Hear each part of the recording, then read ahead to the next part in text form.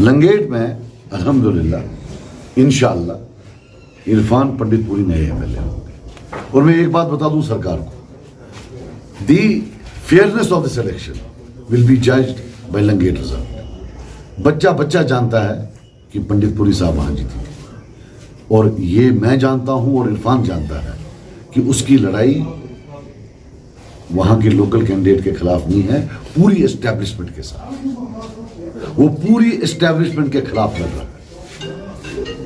और जहां जहां हम गए लंगेट में, हमने देखा कि किस तरीके से, किस मोहब्बत से लोग निकल कर आ रहे हैं लंगेट कॉन्स्टिट्यूंसी में।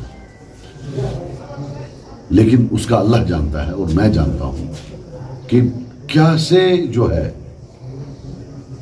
वो किन पावर्स के खिलाफ लड़ रहा है। But I have to give him credit कि उसको भरोसा है अपने अल्लाह पर, और लड़ रहा है, मर्द की तरह लड़ रहा है अगेंस्ट ऑल ऑड्स, एंड इंशाल्लाह ही विल डू इट। ये जो ये ड्रामा वाले हैं, ये कितने मतलब पर्दे के पीछे इनकी दोस्तियां यारी किन किन लोगों के साथ है।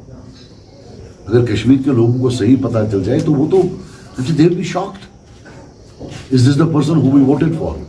जो हमने देखा लंगेट में क्या होगा। और मैं सरकार से भी कहता हूं, लड़ने दे, लोगों का बैटल है, आपका क्या लेना देना है। Why are you hell bent on recreating 87? Sir आपको कौन चीजें मजबूर कर रहे हैं कि आपको लग रहा है कि 1987 रिपीट हो गया यहाँ से? मैं मतलब लंगेट के बारे में तो मैं कंफर्म हूं कि हमारा कैंडिडेट जीता हुआ है। बट सजाद साहब, जो आपके अपोनेंट वहाँ पे वो कह रहे हैं कि पार्लियामेंट इलेक्शन में उन्होंने 40,000 के करीब वोट लिए थे, लेकिन पीपल्स कॉन्फ्रेंस वहाँ से खाली 20,000 के वोट के करीब वोट लिए थे उन्होंने। अब आपको सवाल सुनना, जलंधर की सीट जो है वो कांग्रेस जीत गई पार्लियामेंट में। उन्हें लिए 45,000 वोट। कितने लिए? 45। उसके एक महीना बाद असेंबली हुई। जिस आम आदमी पार्टी ने 15 लिए थे, उसने 56 लिए और कांग्रेस ने लिए 18। स्टैटिस्टिक्स में प्लीज मुझे चैलेंज ना किया करें, and do your homework well. Parliament and assembly are two different things all together, right? They are two different things all together. There are 15 candidates there. But don't you think कि मावर इलाका जो बहुत बड़ा एक बेल्ट है वहाँ वो गाजियाबाद एग्जिस्ट नहीं करता है, बागा में एग्जिस्ट मैं नहीं ये करता कह रहा हूँ कि मावर इलाके से खाली इंजीनियर रशीद के बाई कैंडिडेट है, लेकिन बाकी जो गाजियाबाद है वहाँ से 3-4 कैंडिडेट वहाँ से हैं। कभी वो देखिए, वो तो मावर से भी है छोटे मोटे, ऐसी बात नहीं है, राइट? ऐसी बात नहीं। एक को तो बिठा दिया इन्होंने जबरदस्ती, वो भी बेचारे को, वो तो लॉक करके, घर लॉक करके भाग गया हुआ है, राइट? उसे भी कुछ नहीं होगा। मावर में भी चेंज आ रहा है, हर जगह चेंज आ रहा है। This is the reality. जो आपकी, अगर आपको लग रहा है कि ऐसा कुछ होगा तो आप कश्मीर को इसके आगे फिर कहाँ देखते हैं? नहीं, मैं पूरा इंशाल्लाह नहीं होगा, कोशिश करता हूँ नहीं होगा। हम भी कोशिश कर रहे हैं, काफ़ी चीज़ें हैं जो पसे पर्दा हैं, लेकिन हम भी कोशिश करें। हमें वी वांट कि अगर हम जीते हैं तो हमें जीतने दिया जाए। सर, इंजीनियर रशीद ने भी हाल ही में एक इल्जाम आप पे लगाया था कि ये जो मैंने उनको पकड़वाया है। मैंने उसको बोला था तुम पाकिस्तान से पैसा लो। बाज़ाब्ता एक चीज हो गई, एक आदमी अप्रूवर बना, उसने इसका नाम दिया कि मैंने उसको इतनी पेमेंट की हुई है, उसके बुनियाद पर इसको पकड़कर अंदर कर दिया गया। तो सजाद उनका कहा, ये मेरे पास आया जब इसको एनआईए का हुआ कि हम तो भाई भाई हैं, मैं तो पीसी वाला हूं ओरिजिनल, आप फोन करो किसी को। और मैंने किया, ये मेरे सामने लाए, मैं बताऊंगा किसको फोन किया। उसके बाद ये मिलने गया उससे, उसके बाद ये किसी और को मिलने गया, फिर किसी और को मिलने गया, और शायद उसकी हेल्प भी हुई। बाद में कुछ हुआ, इसका फिर अपना मामला था इनके साथ। मैं एज यूजुअल जो इसकी आदत है, मेरे साथ काम करता था, एक बार मिला लो तो बाद में खुद कर लेता है उनके साथ। तो मुझे तो मालूम ही नहीं था, तो ये कहाँ कहाँ पहुंचा हुआ था, नागपुर से कहाँ कहाँ पहुंचा था, मुझे तो मालूम ही नहीं था। तब के होम मिनिस्टर को मुझे तो मालूम ही नहीं था, मैंने तो हेल्प करने की कोशिश की। अब जब ये बोलता है कि सजाद साहब ने जी पकड़वाया, तो फिर ये कैसे छूटा? अगर मैं पकड़वाने वाला हूं तो फिर छोड़ने वाला भी मैं ही हूं। फिर उमर साहब बोलता है इसने छोड़ा है, ये भी तो एक मजे की बात है। पॉइंट इज, वो देखे कि एक केस है, एक कोर्ट में दर्ज है, जिस कोर्ट ने उसको बेल दी है टेरर केस। तो क्या वो कोर्ट मेरे से ऑर्डर लेती है? फिर दूसरी बात यह है कि एनआईए ने इसकी जो बेल है उसके खिलाफ जो है ना, they have not gone to the higher court. उन्हें कंटेस्ट ही नहीं किया। वो जवाब दे क्यों नहीं कंटेस्ट किया? और इंसिडेंटली पुलवामा में एक था जहां ये मतलूब था, जहां इसको उसने भी बेल एक दिन में कर दी, पुलवामा में भी बेल हो रही है, वहां भी जो प्रोसिक्यूटिंग अथॉरिटीज हैं दे डोंट चैलेंज, एनआईए भी चैलेंज नहीं करती है। ये लीगल इतना अच्छा है हिंदुस्तान का लीगल सिस्टम। और मुझे एक चीज बताइए, ये मोदी को गाली, उसको गाली, इसको गाली, यहां तो छोटे बच्चों को एक पोस्ट चढ़ाने पर जेल में डाल देते हैं, पीएसए लगा देते हैं, यूएपीए ले आते हैं। ये क्या लाडला है? हमारे वर्कर्स जिनने कभी ऐसा बयान दिया अंदर, हमको बताया गया भाई सेफ्टी एक्ट लगेगा, हम बोलते हैं, कभी बंद भी हो गए, किसी को डिस्कोर्स नहीं करने दिया जाता है। 17-18 साल के बच्चे, 19 साल के बच्चे इलाहाबाद और आगरा जेलों में बंद है। क्यों जी? आपने पोस्ट चढ़ाया हुआ है। और कोई सचिन का पोस्ट चढ़ाया, किसी लीडर का से किसी ने गिलानी साहब का पोस्ट चढ़ा दिया तो बंद। इसको तो छूट है बोलने की, ये बताए ना। ये जो बाकी लोग हैं, I am telling you today, he is a multi dimensional destroyer of Kashmir. एक तरफ से इलेक्शन की यूटिलिटी, दूसरा 40 साल से शबीर शाह जेल में है।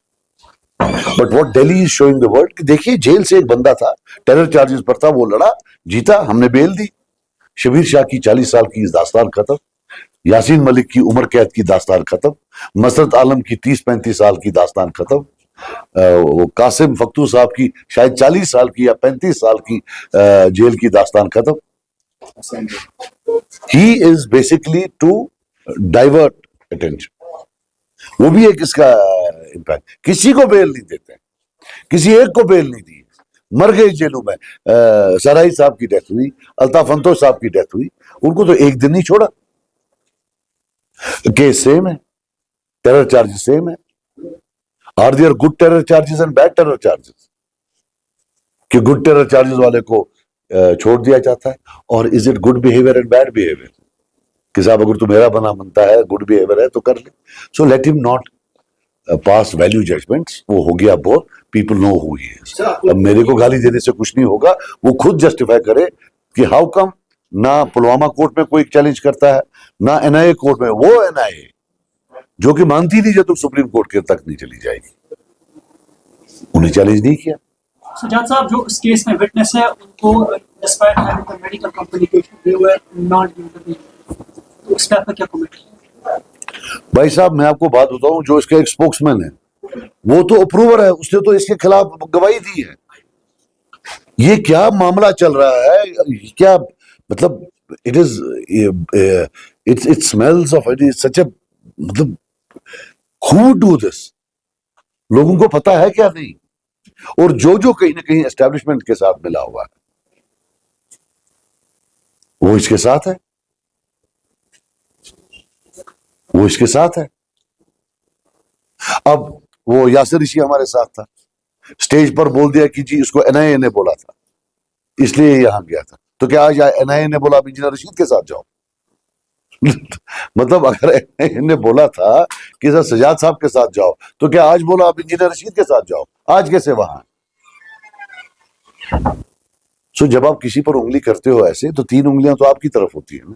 सो it's better that he starts answering these questions. Sir, कल अब्दुल्ला साहब ने कब्बारा में कहा कि जो एनआईए ने जिस तरह बंद किया था इंजीनियर रशीद को तैयार किया था, तो इतना आई विटनेस है चीफ स्पोक्सपर्सन जो लोकसभा इलेक्शन में देखने को नहीं मिल रहे, आज का वो कंपेनर है। तो आप क्या कहेंगे? मैं वही कह रहा हूं ना कि एक बंदा जिसने इसके खिलाफ गवाही दी है वो इसका स्पोक्स पर्सन है। I don't know what is happening, let them explain कि क्या इंड्यूसमेंट्स हैं। जब आप बोलते हो विटनेस को प्रेशराइज करना, ये तो विटनेस उसका स्पोक्स पर्सन है। एनआईए, वो कोर्ट वाले कहां सोए हुए? जब एनआईए ने बोला कि भाई he can influence the witnesses, isn't tantamount to influencing witnesses कि जिस विटनेस ने इसके खिलाफ बेल दी है वो इसका स्पोक्स पर्सन है। वो एनआईए चुप करके बैठी है, वो बोल ही नहीं रही है। ये तो विटनेस टैम्परिंग में आता है। आप बताइए ना, लीगली आप किसी वकील को बोलिए, what does it mean? You are saying you in the court कि साहब इसको मत छोड़ो क्योंकि ये इन्फ्लुएंस करेगा विटनेसेस को। अब जो मेन विटनेस इसके खिलाफ है वो उसका स्पोक्स पर्सन बन गया after he becomes the MP. After बता दो दे माजरा क्या है, कौन किसके साथ है।